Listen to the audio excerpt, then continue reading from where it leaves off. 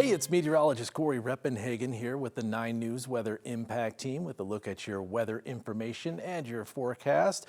We officially hit 60 degrees in Denver on Thursday, and look at the low temperature of 33 above freezing. Both of those temperatures were somewhat thanks to some downsloping Chinook winds, keeping us well above the average for December the 19th. And we'll have another warm day tomorrow, but less wind here in the Front Range urban corridor, but still a little gusty up there in the Front Range mountains and foothills.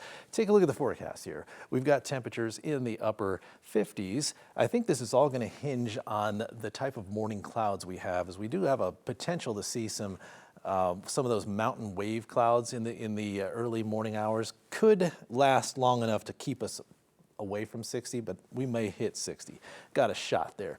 30s and 40s in parts of the mountains and foothills for your day on Friday here. Looks like a really nice day across the region, except for those winds once again here as we go into the day here on Friday. By about 10:30, 11 o'clock, we'll start to see those winds kick back up pretty high again in the foothills. 30 to 40 mile per hour wind gusts initially, which is nothing like the 70 to 100 that you had the day before, but we stay relatively calm here on the Front Range, 5 to 10 mile per hour gusts mainly. Same with the northern Front Range as we go through the day. And then in the afternoon, evening hours, we could see those wind potential kick up just a little bit in the mountains and in the foothills, potentially getting up there towards the 50 mile per hour range, which is at least enough to keep it below high wind warning threshold, but of course they'll keep a very close eye on that to see if it gets 60 plus. Here's the future cast here for your Friday. That's why I'm not looking at anything on precipitation here, but I'm interested in the clouds to see how those will shape up tomorrow morning. About sunrise, we could have that potential for at least a thin but large mountain wave cloud tomorrow morning. Depending on how long that lasts might be the deciding factor to see if we break 60 degrees or not. And then even as the sun goes down tomorrow on Friday, we probably will see some more cloud cover. So not a completely clear day, but we'll see some decent sunshine. And as far as that weather pattern is concerned, the first 19 days of December have just been terrible as far as the pattern for Colorado.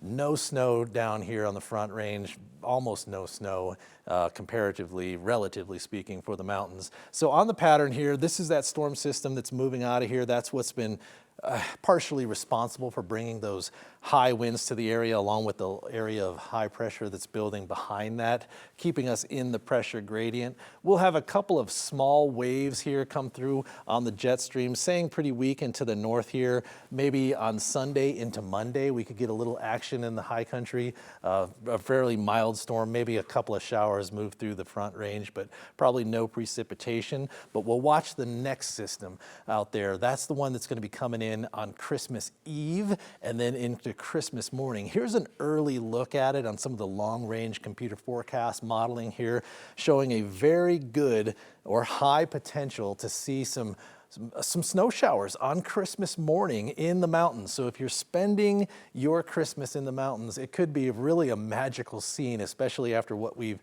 been given as far as a weather pattern over the last 19 days. And then it might be a little too late and a little too warm for us here on the Denver area and the rest of the Front Range. But I think after about noon on Christmas, at least that's the timing of it that it looks like so far, we'll see a wintry mix across the Front Range here, maybe a little bit of a dusting here on the lower parts of the Denver metro area and some parts of the Palmer Divide. But it doesn't look too impressive, but it may open the door for at least a better pattern going forward. Here's the Christmas Eve or the Christmas Day forecast so far. We're looking at clouds increasing with that winter storm coming in. Maybe after about noon, we could get that wintry mix. If it lasts long enough, maybe some snow showers on the morning after Christmas. But the temperature looks like it's going to peak maybe above 50 degrees on Christmas, which is going to be adding all these days in December have been above average except for 2. And so I think we're looking at that all the way until New Year's Eve, where we have the potential to have a below average day, even with that winter storm coming. So on the 7-day forecast here, we're looking at winter. So the winter solstice is coming on Saturday. Very early on Saturday morning is when the actual solstice will happen. And then look at those temperatures. Not very wintry on winter. In fact, we may make a run at a record. The record's 67, so that should be safe, but we'll keep an eye on that. It's definitely going to be super warm, one of the warmer days that we've ever had on December 21st. And then going into your Christmas Eve and Christmas Day, that's when things will start to change there.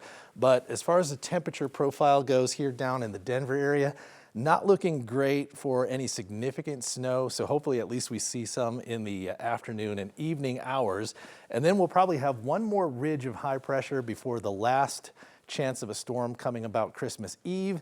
And like I said, hopefully that will open the door at least for a pattern change where we could see at least one winter storm per 7 days going through the rest of January or the start of 2025. So that's the forecast. Thanks for joining us and have a great day.